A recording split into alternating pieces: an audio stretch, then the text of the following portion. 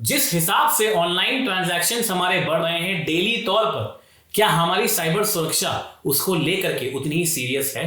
क्या उतनी ही प्रबल हमारी साइबर सिक्योरिटी है जिस वादे के साथ हमको ऑनलाइन आने के लिए मनाया जाता है, डिजिटल इंडिया के लिए मनाया जाता है? इसी पे बात करने के लिए हमारे साथ आज जुड़ रहे हैं जाने माने साइबर सिक्योरिटी एक्सपर्ट डॉक्टर पवन डुग्गल। डॉक्टर डुग्गल, स्वागत है आपका।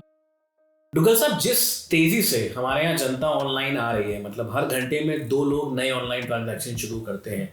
आधार ऑथेंटिफिकेशन है, ओटीपी ऑथेंटिफिकेशन है, यूपीआई है। यूपीआई के आने के बाद से तो बाढ़ सी आ गई है लोगों के ऑनलाइन ट्रांजैक्शन में। आपको लगता है जिस तेजी से हम ऑनलाइन आ रहे हैं और साइबर फ्रॉड्स भी उतनी तेजी से बढ़ रहे हैं, क्या हमारा जो ढांचा है साइबर सुरक्षा का वो उतना प्रबल है कि हमारे ऑनलाइन सिक्योरिटी को सपोर्ट कर सके?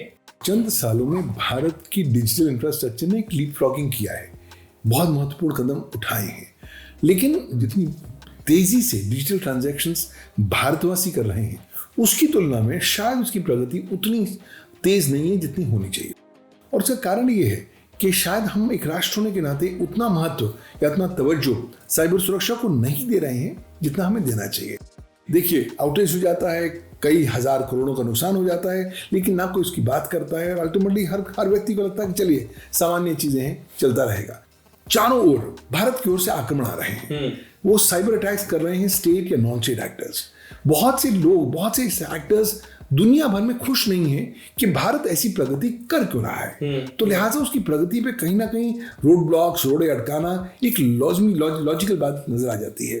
उस संदर्भ में अटैक्स हो रहे हैं। उन अटैक्स का रिपल्शन करने के लिए हमारा जो रिस्पॉन्स मैकेनिज्म है बहुत ज़्यादा स्ट्रॉन्ग नहीं है। पर डुग्गल साहब, जैसे जैसे लोग ऑनलाइन आते जा रहे हैं, अभी हम हाल फिलहाल देखते हैं ना सिर्फ सरकार बल्कि आरबीआई भी बहुत एक्टिवली इस तरफ काम कर रही है जी। अभी टोकनाइजेशन इंट्रोड्यूस हुआ है डेबिट कार्ड्स में, क्रेडिट कार्ड्स में। As far as card transactions are concern, जो प्लास्टिक कार्ड ट्रांजैक्शंस है, उसमें तो बहुत अच्छी अच्छी टेक्नोलॉजीज और नए नए रूल्स एंड रेगुलेशन आ रहे हैं इंटरनेशनल तर्ज पर बहरहाल जहां तक यूपीआई की बात है या फिर पेटीएम, क्योंकि आजकल पनवाड़ी से लेकर के टैक्सी वाले से लेकर के कॉर्पोरेट सीईओ हर कोई यूपीआई यूज कर रहा है जी। वहां पे सेफ्टी की आयाम कैसे हैं? क्योंकि जो डेटा मेरे पास है, अप्रैल से जून में 35% इजाफा हुआ है यूपीआई फ्रॉड्स में।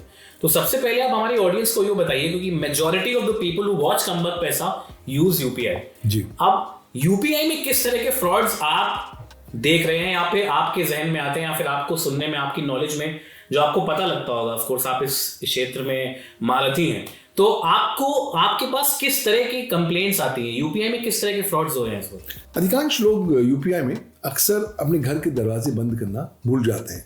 तो यही कारणवश होता है कि वो कहीं ना कहीं गलती करते हैं, नेग्लिजेंस करते हैं और उसके तत्पश्चात उनको नुकसान का सामना करना पड़ता है। पहला उदाहरण सबसे पहले जो मैं केसेस में देखता हूँ वो ये है कि आपको कोई अनजान नंबर से मैसेज आया कि वहाँ से पेमेंट आ रही है या आपको किसी अननोन नंबर पर पेमेंट करनी है। ये पहली गलती अधिकांश लोग करते हैं। क्यों? उनको लगता है कि जी मेरी लॉटरी खुल गई है, मुझे पता नहीं कहीं से आने वाला पैसा और मेरा आ जाएगा। द मोमेंट आप उस जाल में फंस गए, आप ऑटोमेटिकली विक्टिम बन जाते हैं यूपीआई फ्रॉड्स के। दूसरी बात, अधिकांश लोग को ये नहीं पता होता कि जब उन्हें पेमेंट आ रही होती है यूपीआई में तो पिन की आवश्यकता नहीं होती। लेकिन अधिकांश से जो कॉल्स आपको आते हैं वो कहते हैं साहब पिन बताइए ताकि हम आपको अपनी जो पेमेंट्स हैं आप तक भेज सके। वहां पर लोग बच्चा खा जाते हैं। तीसरी महत्वपूर्ण बात, अधिकांश लोग सोशल मीडिया से लगता है कि सोशल मीडिया से रिक्वेस्ट आई है तो बिल्कुल जेन्युइन होगी, ऑथेंटिक होगी, चलो जी हम अपने चीजें करते हैं। वहां पर लोग नुकसान पहुंचाते हैं। और चौथी महत्वपूर्ण बात, अधिकांश लोग भारतवासी आजकल विश्वासी अभी भी हैं।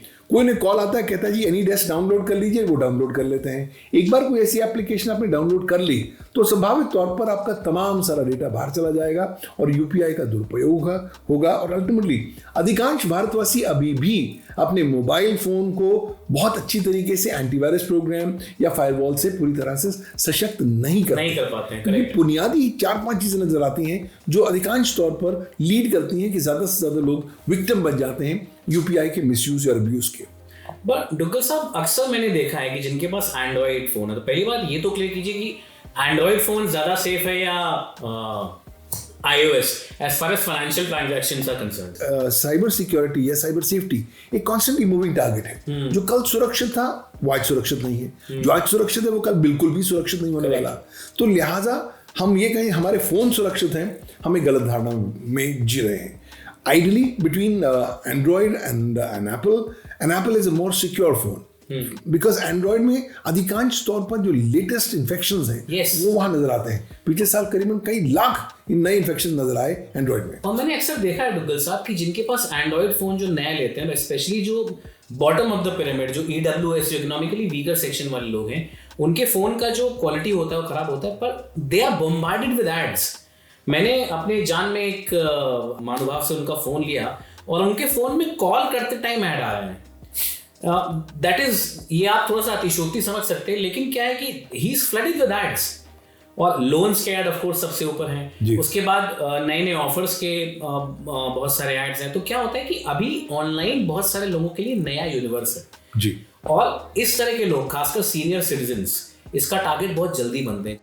चलिए, तो टॉप बॉटम अप्रोच हो गई। बॉटम से टॉप की अगर अप्रोच की मैं बात करूं, अभी हाल फिलहाल NPCI का एक पेपर पब्लिश हुआ था जिसमें ये बोला गया था कि शायद UPI को चार्ज करना चाहिए जी। उसमें बहुत सारे मीम फेस्ट शुरू हो गए, बट एक वैलिड पॉइंट बहुत लोगों ने, खासकर इकोनॉमिस्ट ने बोली थी कि भाई NPCI अगर चार्ज इम्पोज करता है, मिनिएचर सा चार्ज, तो वो साइबर सुरक्षा के पर्सपेक्टिव से बहुत अच्छा है। तो आपको लगता है UPI सर्विसेज को चार्ज करना चाहिए, ये एक अच्छा कदम होगा सशक्तिकरण की तरफ, या फिर क्योंकि चुनाव आने वाले हैं, कई सारी चीजें हैं, तो यहाँ पे शॉर्ट टर्म गोल में हमेशा फंस जाते हैं, पर फाइनेंशियल ट्रांजैक्शन से एक लंबा पर्सपेक्टिव से इसको देखने की जरूरत है। देखिए, UPI भारत का राष्ट्रीय क्रिटिकल इंफॉर्मेशन इंफ्रास्ट्रक्चर बन चुका है जी, और ये लाइफलाइन बन चुका है आम भारतवासियों का।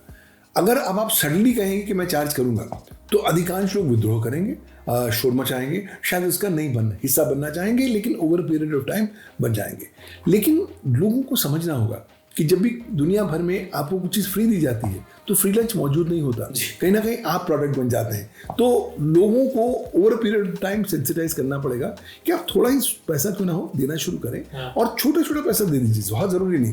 लेकिन अभी भी आपको अपनी साइबर सुरक्षा को ज़्यादा प्रबल रूप से डेवलप करने के लिए पैसे की आवश्यकता है, विजन की आवश्यकता है, और वो उस तरह के क्वांटम चार्ज के साथ लिया जा सकता है। लेकिन ये बहुत सेंसिटिव क्वेश्चन है, क्या पॉलिटिकल पार्टीज करना चाहेंगी, नहीं करना चाहेंगी, वो आने वाला समय बताएगा। ऑफ कोर्स, ये दाग के 3 पात वाली बात हो जाएगी। पर डुग्गल साहब, क्रेडिट और डेबिट कार्ड्स में अभी काफ़ी सिक्योरिटाइजेशन आ चुका है। आपको लगता है आने वाले समय में कंज्यूमर्स को किस तरह की सेफ्टी बरतनी चाहिए, या फिर वैसे फिलहाल अभी RBI ने बोल दिया कि भाई वेबसाइट पे अपनी कार्ड डिटेल्स आप सेव मत करिए, उसका ऑप्शन आपके पास है, टोकनाइजेशन आ गया है, पर फिर भी किस तरह की छोटी छोटी डिटेल्स कस्टमर्स को प्रैक्टिस करनी चाहिए ताकि कार्ड्स रिलेटेड फ्रॉड्स उनके साथ ना, और वो इंक्लूड्स ATM से पैसे निकालने तक। देखिए, लोगों को एक गलतफहमी होती है, कार्ड मेरी जेब में है इसलिए सुरक्षित है, जो रियलिटी के साथ पूरी तरीके से भिन्न है। रियलिटी तो यह है, अगर आप सुरक्षित अपने कार्ड को नहीं रखेंगे तो कार्ड कहीं ना कहीं दुरुपयोग होगा। अधिकांश भारतवासी अपने कार्ड के नंबर शेयर करते हैं routinely, across the counter bank में वो शेयर कर लेंगे, ATM में जाएंगे, किसी और अजनबी को बोलेंगे भैया आप ऑपरेट कर दें, या उसको फिजिकल सिक्योरिटी भी उसकी नहीं रखते जितनी रखनी चाहिए। यहाँ छोड़ जाते हैं, कोई बंदा देख लेता है, आप ट्रांजैक्शन कर रहे हैं ATM पर, पीछे कोई बंदा बैठ के आपका सब कुछ देख रहा है, आपको पता नहीं। तो लोगों को जागरूकता फैलानी पड़ेगी कि साहब ऐसा है, जब आप कार्ड्स का इस्तेमाल कर रहे हैं, you will have to be very very careful. You will have to adopt cyber security as a way of life. More significantly, आपको कोई बहुत मेजर धुरंधर एक्सपर्ट बनने की जरूरत नहीं है। आपको बेसिक जो साइबर हाइजीन है उसका इस्तेमाल करना पड़ेगा। कार्ड को किसी के साथ शेयर नहीं करना पड़ेगा। आपका कार्ड पैसे से ज़्यादा बहुमूल्य है। दूसरा, कार्ड अगर ना चले तो दोबारा चलाने की कोशिश नहीं करनी चाहिए। अगर कोई अनावश्यक ट्रांजैक्शन आपको नजर आती है अपने स्टेटमेंट में, तो उसे तुरंत रिपोर्ट करनी चाहिए। अधिकांश भारतवासी चुप हो जाते हैं, पता नहीं लोग क्या कहेंगे, लोग मेरे बारे में क्या धारणा बनाएंगे। और इस बारे में बता दूं, डुग्गल साहब के स्टेटमेंट के बाद हिंदुस्तान में आज भी 90% साइबर क्राइम्स अनरिपोर्टेड होते हैं, दे आर नॉट रिपोर्टेड। इसलिए अगर आपने पैसे गवा भी दिए तो शायद उसको अपना एजुकेशन सिग्नल बनाइए कि साहब मुझसे कहाँ गलती हुई, अगली बार मैं क्या करूँ।